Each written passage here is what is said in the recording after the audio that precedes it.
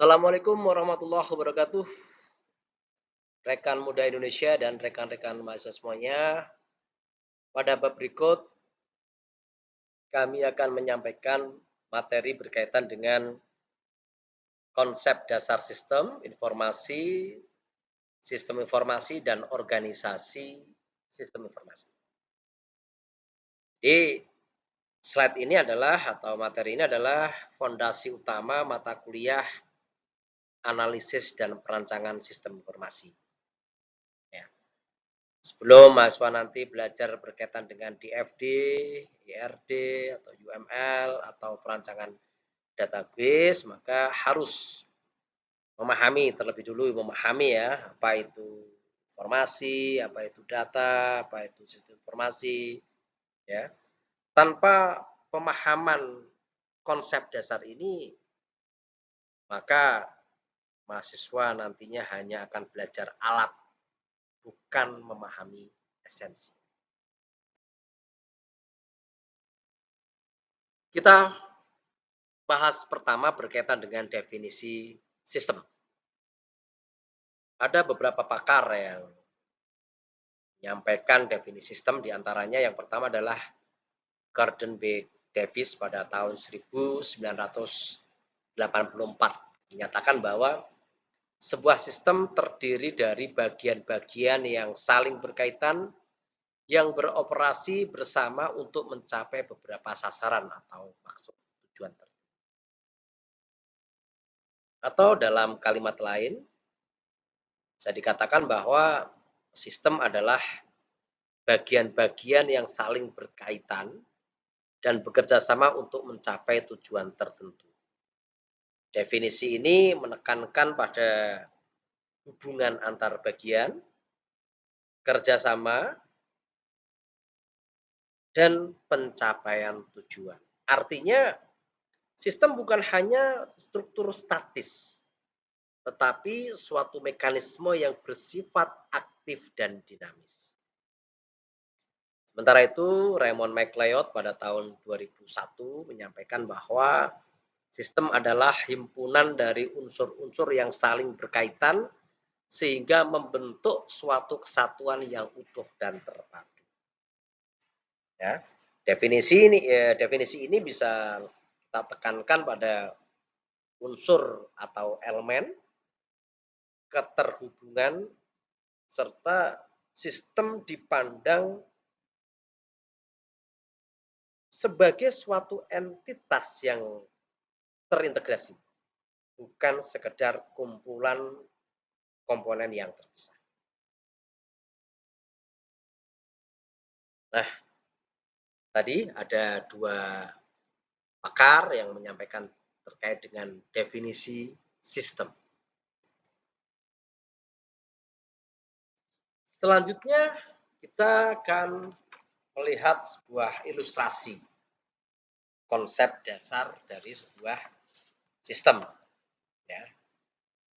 Kita ilustrasikan ada sebuah gambar input, proses, output, ya, dari konsep dasar sistem itu sendiri.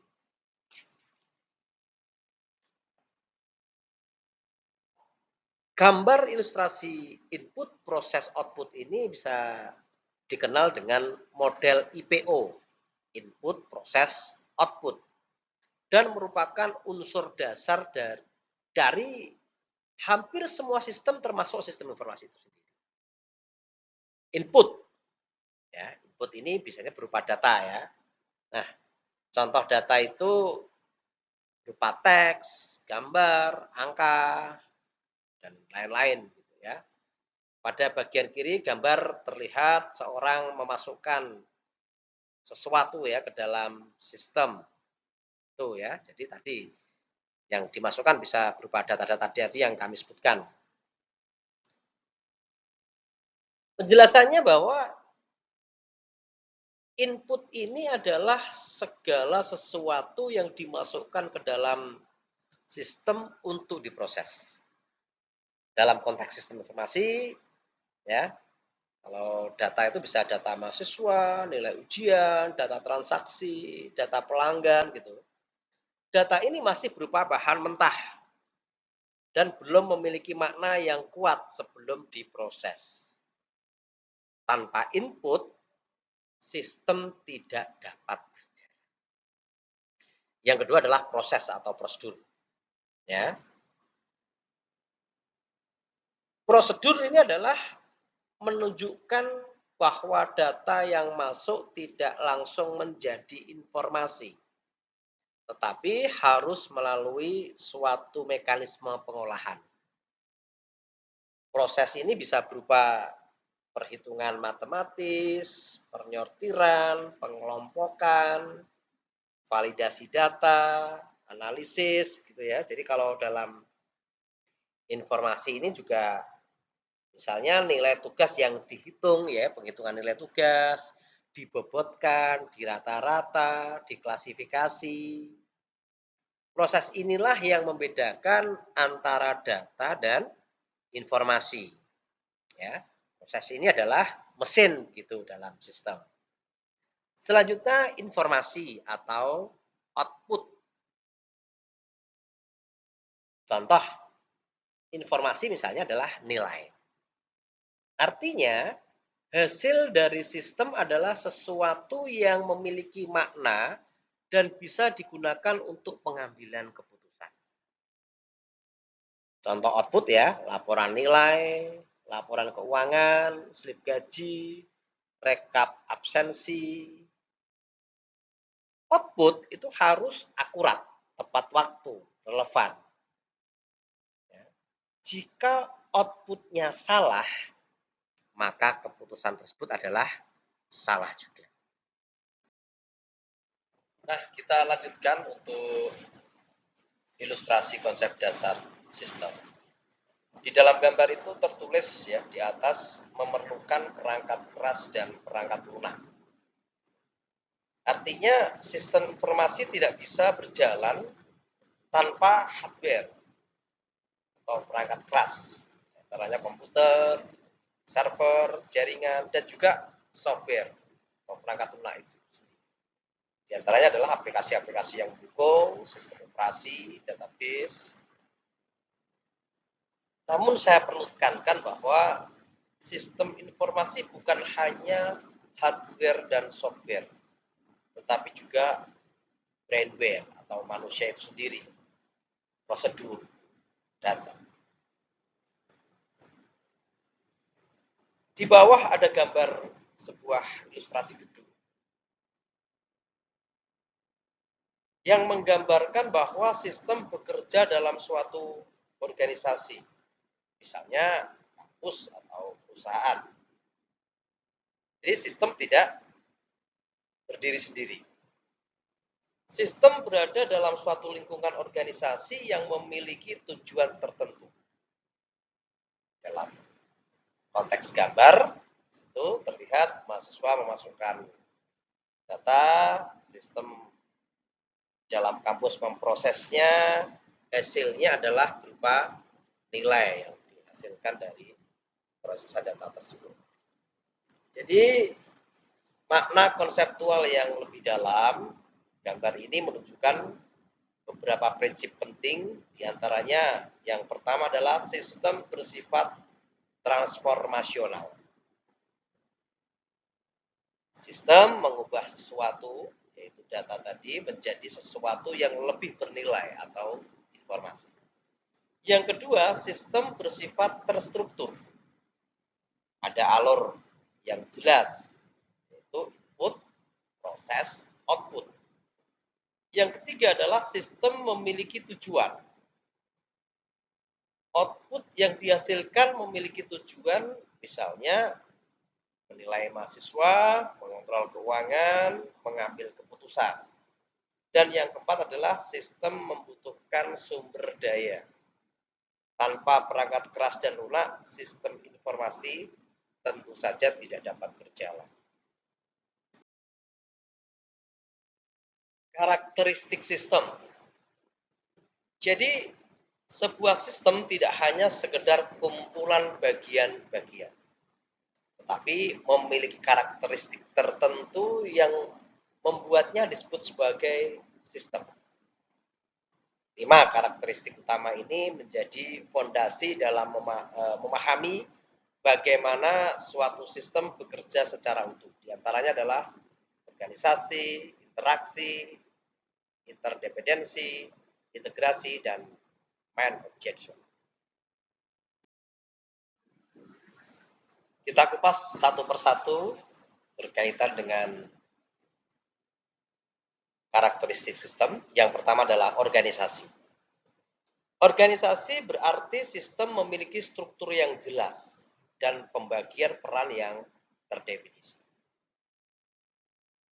Nah, di sini kita dapat jelaskan bahwa sistem memiliki elemen atau komponen.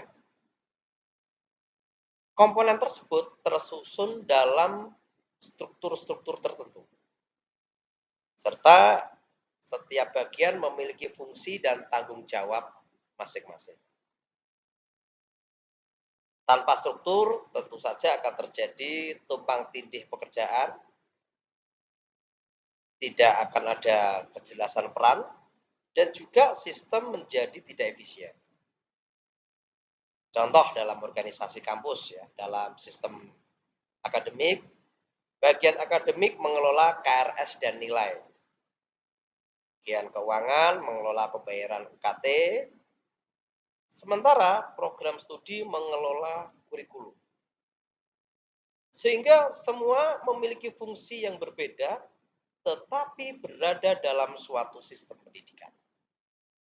Intinya, organisasi memberikan kerangka kerja agar sistem berjalan tertib dan terarah. Karakteristik sistem yang kedua adalah interaksi dan interdependensi.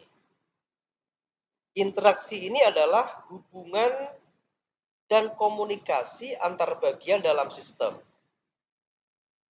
Bisa kami jelaskan bahwa tidak ada bagian sistem yang benar-benar bekerja sendiri. Semua komponen harus saling berkomunikasi, dan jika ada satu bagian tidak berinteraksi, maka informasi tidak mengalir pastinya. Koordinasi juga bisa terputus. Akhirnya output menjadi tidak sinkron. Contoh implementasinya dalam sistem informasi di interaksi ini adalah user menginput data, sistem memproses, database menyimpan, sehingga menghasilkan sebuah laporan. Nah, semua komponen ini saling berinteraksi. Intinya, interaksi memastikan aliran informasi dan koordinasi berjalan dengan lancar. Selanjutnya, interdependensi atau ketergantungan. Berarti bagian dalam sistem saling bergantung satu dengan yang lain. Atau bisa kita jelaskan bahwa kinerja suatu bagian mempengaruhi bagian lainnya. Jika satu subsistem gagal, maka secara keseluruhan juga mengakibatkan bisa terganggu.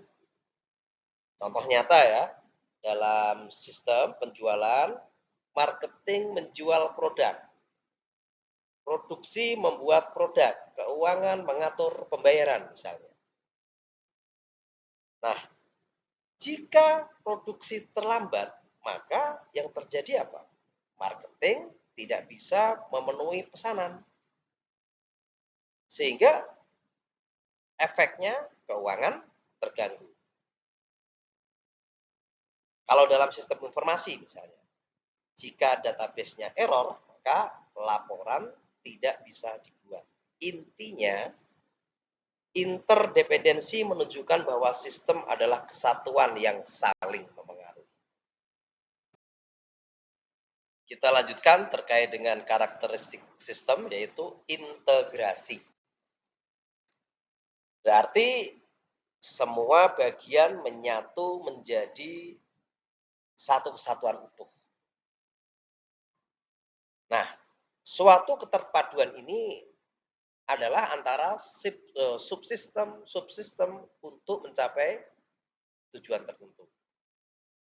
Nah, ini kita contohkan bahwa bagian marketing mendapat pesanan 100 buah mobil, tapi ternyata hanya mampu menyediakan 50 unit.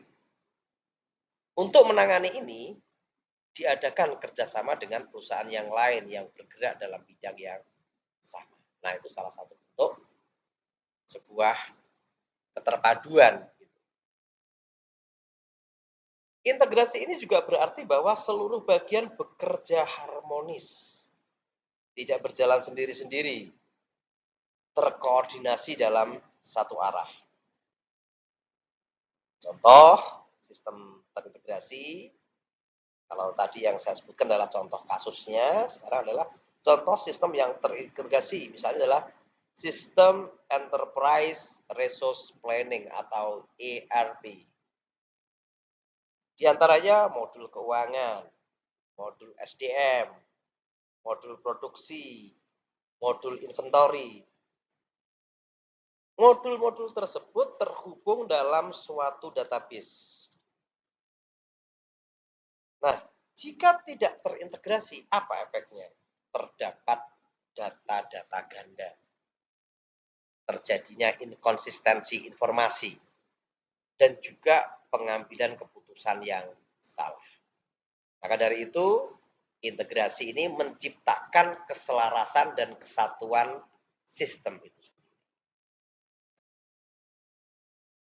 Rekan Muda Indonesia dan rekan-rekan mahasiswa, setelah sebelumnya kita membahas berkaitan dengan karakteristik sistem, selanjutnya kita akan membahas berkaitan dengan komponen sistem.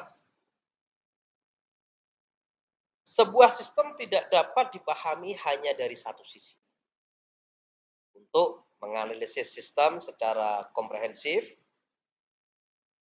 seseorang analis harus melihatnya melalui 8 komponen utama. Di antaranya komponen itu sendiri, batasan sistem, lingkungan luar sistem, penghubung, input, output, proses, serta sasaran atau tujuan. Kedelapan unsur ini menjadi kerangka berpikir analis sistem dalam memahami, merancang, dan mengevaluasi suatu sistem. Nanti kita akan bahas satu persatu. Yang pertama, komponen. Komponen ini adalah bagian-bagian penyusun sistem. Terdiri dari sejumlah komponen yang saling berinteraksi dan bekerja sama membentuk suatu kesatuan. Setiap sistem terdiri dari sebuah elemen yang memiliki fungsi tertentu, saling berinteraksi, membentuk satu satuan. Nah, komponen ini bisa berupa manusia, data, prosedur, teknologi, perangkat fisik.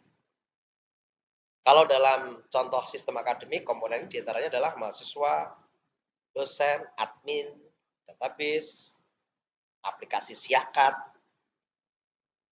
Tanpa komponen, sistem tidak memiliki struktur. Komponen ini adalah isi dari sistem itu. Yang kedua adalah batas sistem atau boundary. Batas sistem ini adalah garis pemisah antara sistem dengan sistem yang lain. Sistem dengan lingkungan luar. Batas ini menentukan ruang lingkup, skop. Contoh misalnya, sistem akademik mengelola KRS, nilai, jadwal. Namun, sistem akademik tersebut tidak mengelola sistem penggajian dosen. Ya, jika ini memang berbeda sistemnya. Jika batas tidak jelas, apa yang terjadi? Sistem akan terlalu luas begitu. dalam menganalisis juga menjadi tidak fokus sehingga terjadi tumpang tindih di dalam sistem.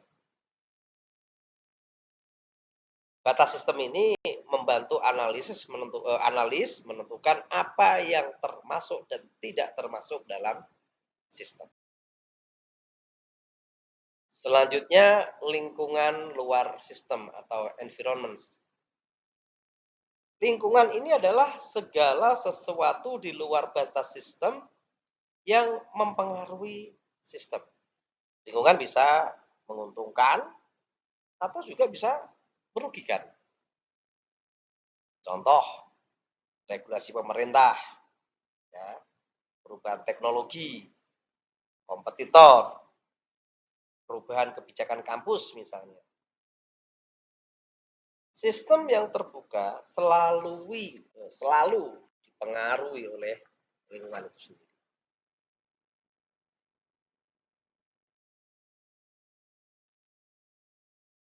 Penghubung atau interface ini juga merupakan salah satu dari komponen sistem ya. Yang merupakan media yang memungkinkan komponen saling berkomunikasi. Subsistem saling bertukar data. Atau merupakan media penghubung antar subsistem yang memungkinkan sumber-sumber daya mengalir dari satu subsistem ke subsistem lainnya. Tanpa interface, data tidak mungkin bisa mengalir. Proses juga akan terputus tentunya. Sistem juga tidak akan terintegrasi. Nah, dalam luaran atau output dari suatu subsistem akan menjadi masukan nantinya atau input gitu untuk subsistem lainnya melalui penghubung atau interface ini. Di samping sebagai penghubung untuk mengintegrasikan subsistem-subsistem menjadi satu satuan. Maka bisa dikatakan bahwa interface ini menjamin keterhubungan antar bagian sistem. Selanjutnya, komponen input atau masukan. Ini adalah energi ya yang dimasukkan ke dalam sistem yang dapat berupa masukan perawatan dan masukan sinyal gitu ya. Maksudnya perawatan ini adalah energi yang dimasukkan supaya sistem dapat beroperasi. Sedangkan masukan sinyal adalah energi yang diproses untuk mendapatkan luaran. Jadi input ini adalah segala sesuatu yang masuk ke dalam sistem untuk diproses. Bisa berupa data, energi itu sendiri, atau sumber daya. Contoh ya, data nilai mahasiswa itu nanti bisa menjadi sebuah inputan. Data transaksi penjualan. Jadi sudah ada output transaksi menjadi data lagi, yaitu menjadi data transaksi penjualan atau data absensi. Input ini adalah bahan mentah. Tanpa input, sistem tidak dapat menghasilkan output. Sedangkan output atau keluaran adalah hasil dari energi yang diolah dan diklasifikasikan menjadi keluaran yang berguna dan sisa pembuangan. Nah, keluaran ini dapat merupakan masukan untuk subsistem yang lain. Atau dalam kalimat lain, keluaran ini adalah hasil dari proses. Bisa berupa informasi, laporan, produk, keputusan. Keluaran ini harus akurat, tepat waktu, relevan. Output yang salah akan menghasilkan keputusan yang salah. Maka output ini adalah nilai yang dihasilkan oleh sistem. Selanjutnya pengolah ya atau proses. suatu sistem dapat mempunyai satu bagian pengolah yang akan merubah masukan menjadi keluaran. Dalam kalimat lain atau definisi yang lain, proses ini adalah mekanisme yang mengubah input menjadi output. Proses ini bisa berupa perhitungan, penyortiran, validasi, analisis. Proses ini adalah inti dari sistem itu sendiri. Contoh ya, misalnya dalam suatu sistem penggajian, inputnya adalah data absensi. Prosesnya hitung gaji dan potongan. Maka outputnya adalah slip gaji. Ya, jadi tadi terjadi proses apa itu? Dari data yang diinputkan absensi, maka prosesnya adalah hitung gaji dan potongan tadi. Sehingga menghasilkan sebuah output. Berikutnya dari komponen sistem itu adalah sasaran atau tujuan. Tujuan ini adalah alasan mengapa sistem itu ada. Kalau suatu sistem tidak memiliki sasaran atau tujuan, maka operasi sistem tidak akan ada gunanya. Sasaran dari sistem ini sangat menentukan sekali masukan yang dibutuhkan sistem dan keluaran yang akan dihasilkan sistem. Sehingga suatu sistem dikatakan bernilai bila memiliki sasaran atau tujuan. Tujuan ini juga menentukan input apa yang dibutuhkan, proses seperti apa yang dilakukan, dan output apa yang dihasilkan. Tanpa tujuan, maka sebuah sistem seperti kehilangan arah. Tidak ada ukuran keberhasilan dan tidak ada evaluasi. Maka tujuan ini adalah arah dan makna dari sistem. Rekan-rekan mahasiswa dan rekan muda Indonesia semuanya, selanjutnya kita akan bahas berkaitan dengan pengklasifikasian sistem. Pengklasifikasian sistem ini penting agar seorang analis mampu memahami karakter sistem sebelum merancang atau mengevaluasinya. Setiap sistem memiliki sifat yang berbeda dan pendekatan analisnya pun berbeda. Contoh yang pertama ini adalah sistem terbuka dan sistem tertutup dari sebuah lingkungan gitu ya. Sistem terbuka ini adalah sistem yang dipengaruhi oleh lingkungan luar dan dapat mempengaruhi lingkungannya. Ciri-cirinya adalah adanya interaksi dengan lingkungan, menerima input dari luar, menghasilkan output untuk luar, adaptif terhadap perubahan. Contoh, kalau sistem terbuka dalam lingkungan itu adalah perusahaan, kampus, sistem e-commerce, pemerintahan. Maka jika ada perubahan regulasi, sistem harus menyesuaikan tadi ya dari masing-masing unit yang menjalankan. Contoh tadi ya misalnya perusahaan, kalau ada perubahan-perubahan regulasi maka juga harus mengikuti. Kampus juga sama. Kalau ada perubahan-perubahan dari kementerian, dari pemerintah, kita juga harus mengikuti. Karena tadi adanya pengaruh dari lingkungan luar. Sedangkan sistem tertutup itu adalah sistem yang tidak dipengaruhi oleh lingkungan luar. Ciri-cirinya tidak berinteraksi dengan lingkungan, bekerja secara mandiri, tidak menerima pengaruh eksternal. Jadi secara teori sistem tertutup ada, tetapi dalam praktik organisasi hampir tidak ada sistem yang benar-benar tertutup. Contoh teoritisnya adalah sistem mekanik jam analog. Atau mungkin contoh reaksi kimia dalam ruang tertutup.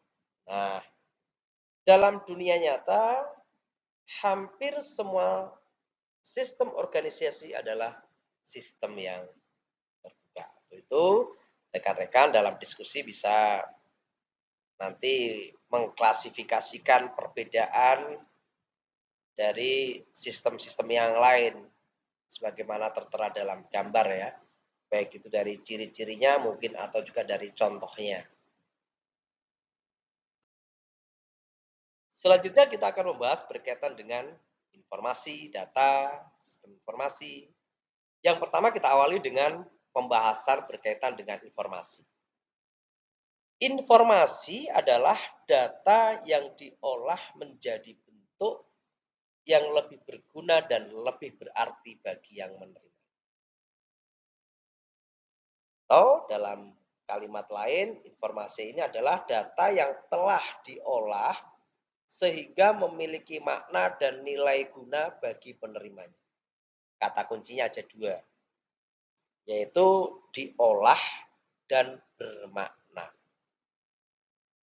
Dan data tanpa pengolahan hanyalah fakta mentah. Maka kita jelaskan ya bahwa data adalah apa? Kenyataan yang menggambarkan suatu kejadian-kejadian dan kesatuan yang nyata. Atau dalam kalimat lain, data ini adalah representasi fakta atau kejadian yang masih mentah.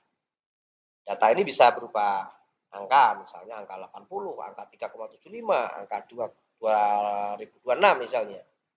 Atau bisa berupa huruf A, B, C, X, Y, Z begitu. Atau juga bisa berupa simbol-simbol, gambar, teks, bunyi. Data belum bisa menjelaskan apa-apa jika masih berdiri sendiri. Contoh tadi saya sebutkan angka 85 begitu ya. Hanyalah data tanpa konteks, maka kita tidak tahu artinya 85 itu apa, ya kan? Bisa jadi itu nilai, bisa jadi itu nomor rumah, bisa jadi adalah angka-angka penomoran yang lain. Nah, transformasi data menjadi informasi ini, ya, atau agar data menjadi informasi diperlukan sebuah proses. Misalnya pengelompokan, perhitungan, analisis, interpretasi, penyajian. Ya, contoh nih, jadi saya sempat menyebutkan juga angka ya, data angka misalnya 80, 85, 90, ini yang relatif sama-sama angka. Ini diproses nih.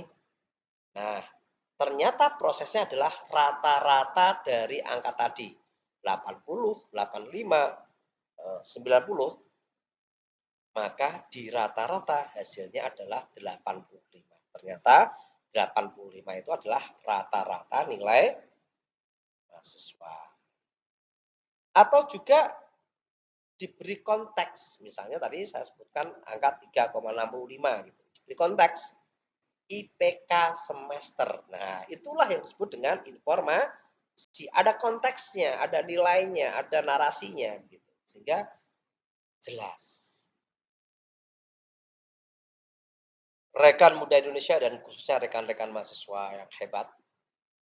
Ini kami sajikan lagi sebuah gambar berkaitan dengan siklus informasi. Nah, coba kita perhatikan beberapa siklus itu, mungkin mana yang pertama, mana yang terakhir. Perlu kita paparkan bahwa kita awali dengan konsep dasar dulu ya. Jadi dalam konsep dasar itu data, sebagaimana yang tadi kita pelajari bahwa data pada dasarnya adalah bahan mentah. Agar memiliki nilai, data harus melalui proses pengolahan. Proses pengolahan tersebut tidak terjadi secara acak, tetapi mengikuti suatu pola atau model yang disebut dengan model pengolahan data. Atau dikenal juga sebagai siklus informasi atau information cycle. Disebut siklus karena proses ini berlangsung terus-menerus dan berulang. Ya. Kenapa disebut dengan siklus gitu ya? Karena output yang dihasilkan hari ini bisa menjadi input untuk proses berikutnya. Artinya, informasi tidak berhenti pada satu tahap, tetapi harus berkembang mengikuti kebutuhan organisasi. Tahap dalam siklus informasi secara umum kita gambarkan sebagaimana dalam tayangan. Yang pertama adalah data atau raw data. Tahap awal berupa fakta mentah gitu ya. Contoh misalnya nilai ujian mahasiswa, data transaksi penjualan, data absensi karyawan. Nah, data ini belum memiliki makna jika berdiri sendiri. Selanjutnya, input. Data dikumpulkan dan dimasukkan ke dalam sistem. Inilah yang disebut dengan input. Proses ini bisa melalui form input, bisa melalui sensor, bisa melalui scanner, ya. Proses-proses itu macam-macam ya, tidak harus melalui keyboard. Tadi ya, bisa melalui sensor, bisa melalui scanner, atau integrasi sistem yang lainnya. Bisa juga menjadi sebuah input. Di tahap ini, penting memastikan kelengkapan data, dan data itu benar dan tidak dapat diduplikat data. Selanjutnya, pengolahan atau proses. Data yang masuk kemudian diolah menggunakan model tertentu. Pengolahan ini bisa berupa perhitungan, pengelompokan, penyaringan, analisis statistik misalnya, atau algoritma-algoritma tertentu. Contoh, nilai mahasiswa dihitung rata-ratanya. Nah, kemudian diproses atau dikonversi menjadi huruf. Ya, menjadi huruf ya. Rata-rata misalnya kalau IPK-nya kalau misalnya angkanya 85, maka nilainya A. Kalau 78, amin misalnya. 74, B misalnya. Jadi ada konversi menjadi huruf. Selanjutnya dihitung menjadi sebuah IPK. Nah, inilah tahap transformasi data menjadi sebuah informasi. Selanjutnya, informasi itu sendiri atau output ya, setelah proses tadi. Output ini adalah hasil akhir dari proses pengolahan data dalam suatu sistem. Dalam konteks sistem informasi, output yang diharapkan adalah informasi yang bernilai. Artinya, output bukan sekedar data yang ditampilkan, tetapi data yang telah diproses dan memiliki makna bagi kita. Mengapa output itu penting? Output adalah alasan utama sistem itu dibuat. Jika sistem tidak menghasilkan output yang berguna, maka sistem tidak bernilai. Sistem tidak dapat mendukung keputusan. Sistem gagal mencapai tujuan. Dengan kata lain, nilai sistem diukur dari kualitas outputnya. Contoh, laporan nilai, laporan keuangan, dashboard manajemen, rekap absensi, informasi inilah yang memiliki nilai bagi pengguna.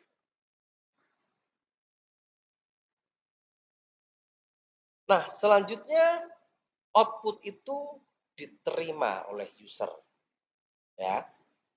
Maka nantinya bisa mengambil sebuah keputusan-keputusan tindakan gitu. Keputusan itu apa sih? Ya, decision itu apa sih? Decision ini adalah tahap di mana informasi yang telah dihasilkan digunakan untuk memilih tindakan terbaik di antara beberapa alternatif. Dalam konteks sistem informasi, informasi yang baik harus berujung pada keputusan yang lebih baik. Jika informasi tidak digunakan untuk mengambil keputusan, maka sistem kehilangan nilai strategisnya. Ya.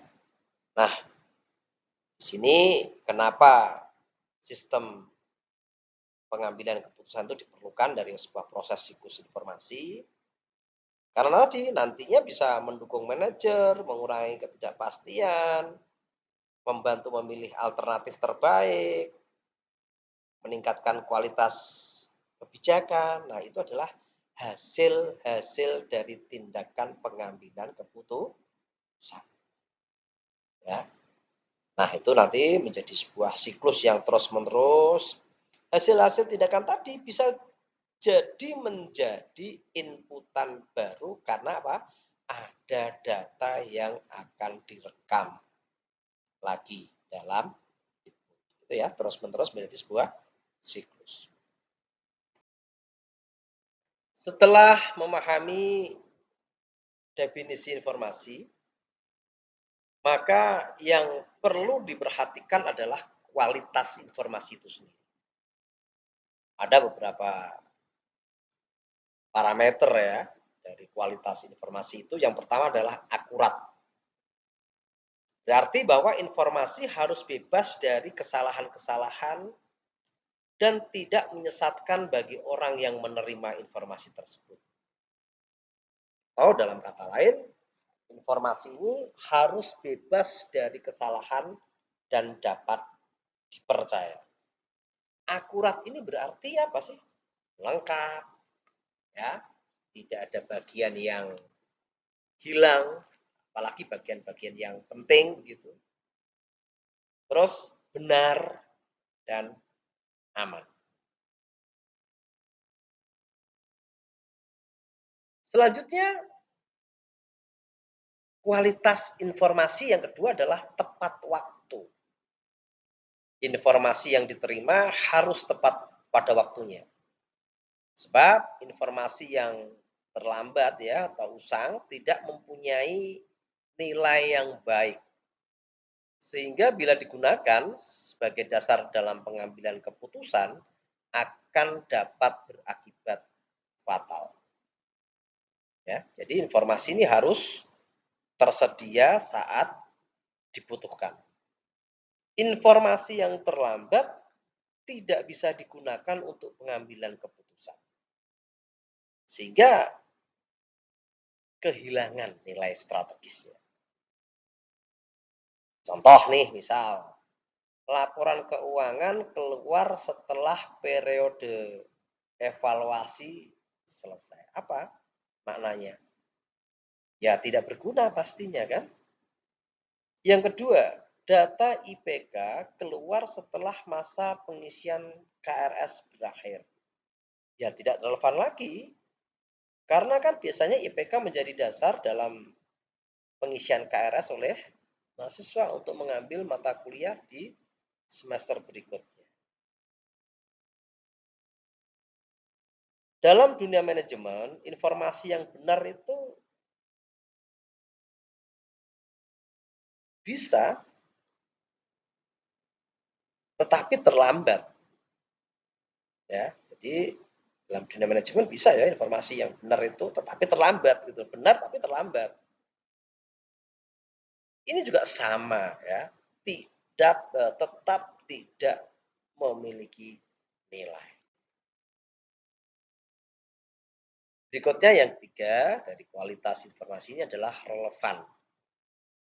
Informasi harus mempunyai manfaat bagi si penerima.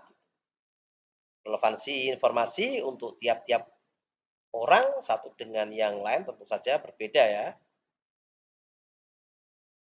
Nah, atau dalam kalimat lain, informasi harus sesuai dengan kebutuhan pengguna.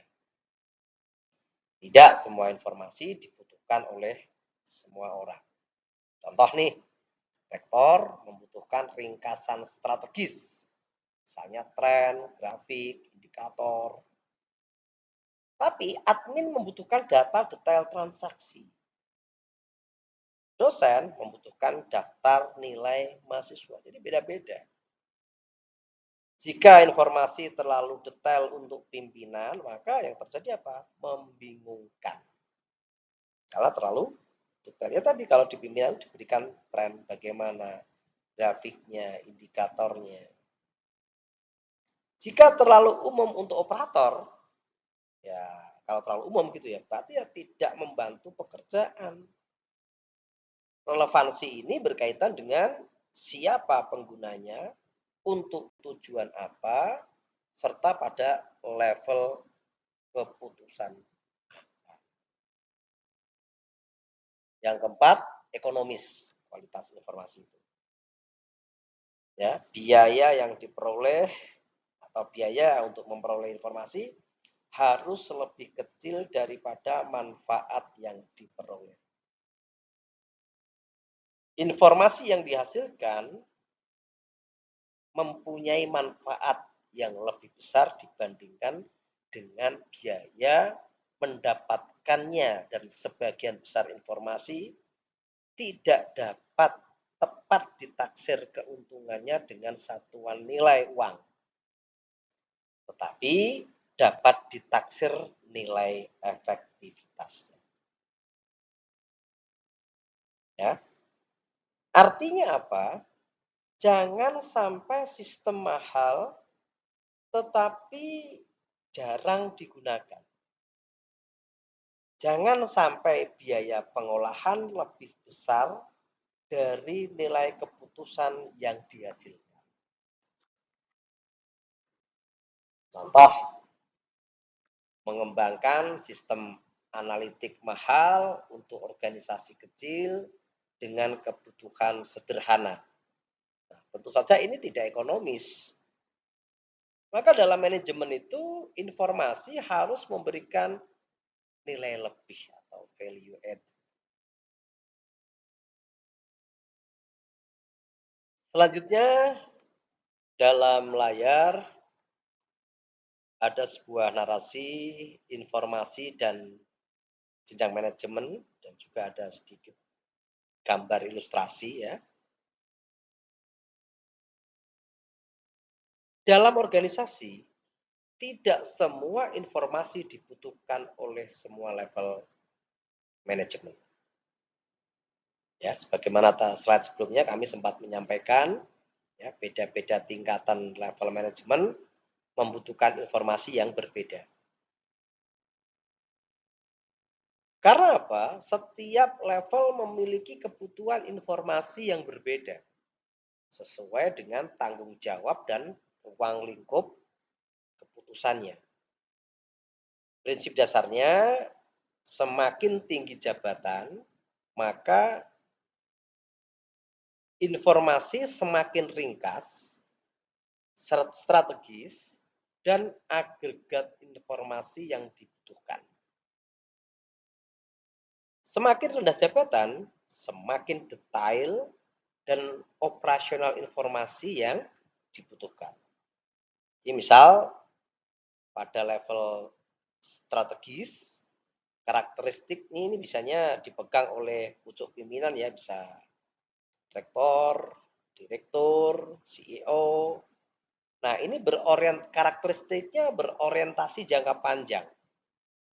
Fokus pada arah dan keberlanjutan organisasi.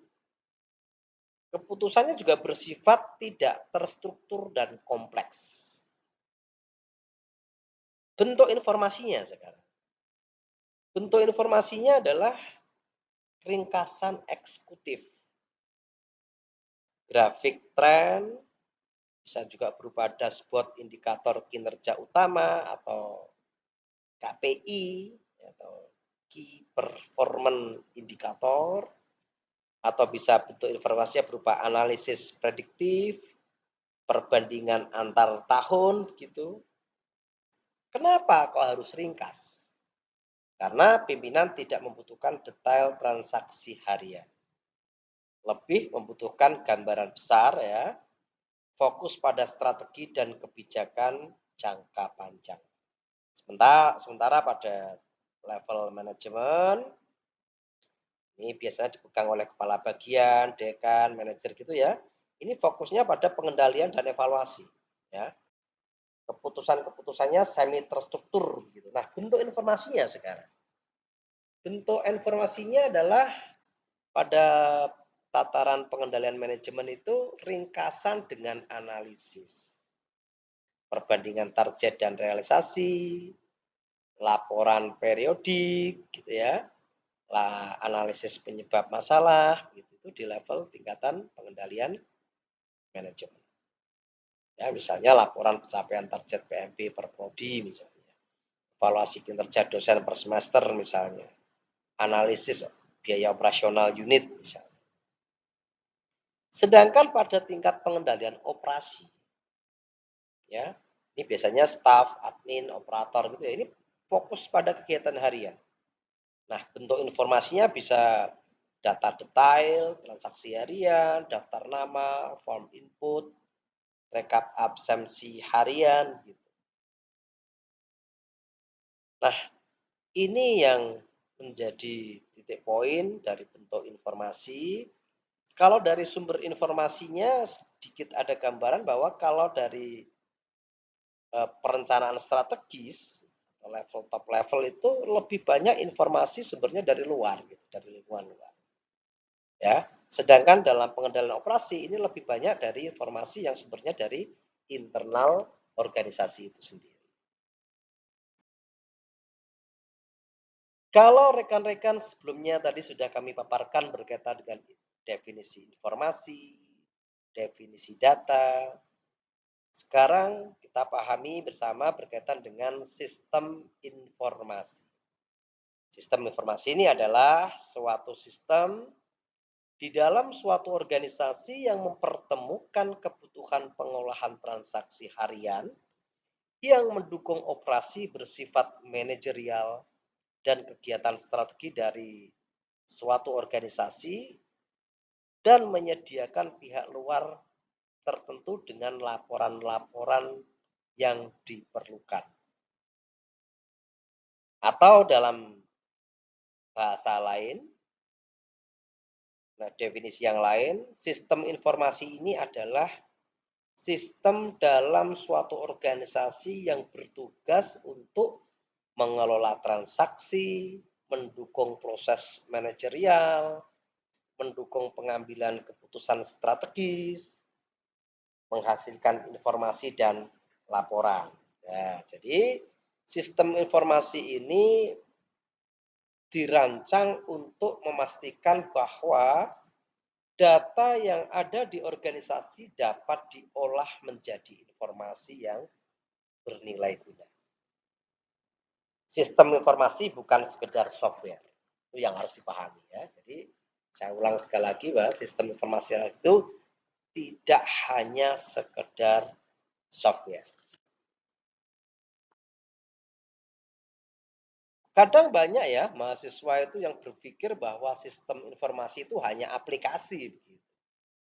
Padahal kan ya, karena sistem informasi ini adalah kombinasi dari manusia ya sebagai pengguna sistem, prosedur ya atau aturan-aturan dan tata cara penggunaan sistem itu sendiri. Ya, ada teknologinya yang meliputi hardware, software, jaringan, ya, infrastruktur keamanannya, gitu. Jadi tadi yang perlu rekan-rekan pahami bahwa sistem informasi bukan sekedar aplikasi, bukan sekedar software. Nah, sistem informasi ini memiliki kemampuan di mana dia memiliki kecepatan akses tinggi, ya, memiliki kemampuan komputasi numerik, menyediakan kecepatan, menyimpan informasi, ya, aksesnya cepat, ya, fasilitas untuk menginterpretasikan sejumlah data yang besar juga mampu begitu. Itu adalah kemampuan-kemampuan sistem informasi sehingga nantinya mampu meningkatkan efektivitas dan efisiensi dari orang-orang yang bekerja dalam organisasi tersebut.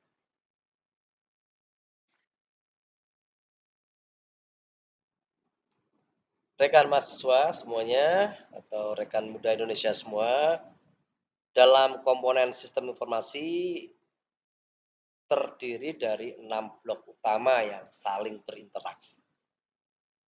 Model ini sering disebut dengan building block model dalam analisis sistem. Keenam blok tersebut adalah blok masukan, input, ya, blok model, blok keluaran, blok teknologi, blok basis data, blok kendali. Prinsip pentingnya, jika satu blok terganggu, maka keseluruhan sistem juga akan ikut terganggu. Ya, kita coba kupas satu-satu. Blok masukan atau input ini adalah komponen yang menerima data dari lingkungan internal maupun eksternal organisasi. Nah, fungsinya apa? Mengumpulkan data, memfasilitasi data, ya, mengkodekan data agar siap diproses. Jika input salah, ya, misalnya kita menginput salah, maka proses dan output juga akan input salah. Gitu. Prinsipnya garbage in, garbage out, ya, gitu. Yang kedua, blok model. Blok model ini adalah bagian yang melakukan pengolahan data menjadi informasi. Ya, dalam blok model ini bisa berupa rumus perhitungan, algoritma, logika bisnis, prosedur analisis. Fungsinya adalah untuk mengolah data, mengubah data mentah menjadi informasi yang bermakna, atau mendukung analisis dan perhitungan. Ya. Selanjutnya blok keluaran atau output. Ini menghasilkan informasi bagi pengguna ya. Untuk outputnya bisa laporan, bisa dashboard digital, grafik analisis, ya, notifikasi sistem begitu. Output inilah yang memiliki nilai bagi manajemen dan pengguna. Ya. Selanjutnya blok teknologi. Ini menyediakan infrastruktur yang memungkinkan sistem dapat berjalan. Ya, meliputi hardware ya, bisa server komputer, komputer itu sendiri. Ya. Selain hardware juga software, aplikasi-aplikasi begitu ya. Atau juga jaringan, internet, intranet, atau juga blok teknologi juga bisa berupa sistem operasi. Tanpa teknologi, sistem informasi tidak dapat dijalankan secara digital. Namun perlu ditekankan bahwa teknologi adalah alat, bukan tujuan. Selanjutnya blok basis data atau database. Ini adalah tempat penyimpanan terstruktur untuk seluruh sistem. Fungsinya untuk apa? Menyimpan data, menjaga integritas data, memungkinkan pencarian dan pengolahan secara cepat, atau mendukung histori data gitu. Ya. Contoh nih misalnya database mahasiswa, database transaksi, database keuangan. Ya. Database yang buruk akan menyebabkan data-data bisa berganda-ganda gitu ya, atau redundant gitu. Data tidak konsisten atau kesalahan laporan. Ya, ini bisa terjadi kalau database buruk. Yang terakhir adalah blok kendali. Ya. Blok kendali ini bertugas menjaga sistem agar berjalan sesuai dengan aturan dan aman. Fungsinya apa? Untuk pengamanan data, hak akses pengguna, ya, backup data atau recovery gitu ya, validasi kesalahan-kesalahan gitu. Tanpa adanya pengendalian atau kendali, sistem rentan terjadinya manipulasi data, ya, kebocoran informasi, atau bahkan kesalahan fatal. Nah, jadi alur sederhananya dari hubungan antar blok ini adalah input, ya, disimpan di database, diproses oleh model, didukung oleh teknologi, menghasilkan output, dikendalikan oleh sistem kendali. Semua blok bekerja secara simultan dan terintegrasi. Demikian paparan saya berkaitan dengan bab konsep dasar sistem informasi. Semoga bisa membawa manfaat bagi kita semuanya. Mohon maaf kalau ada kesalahan-kesalahan. Tetap semangat, sukses selalu buat rekan muda Indonesia semuanya, rekan mahasiswa semuanya. Sekian, wabillahi taufiq wal hidayah. Assalamualaikum warahmatullahi wabarakatuh.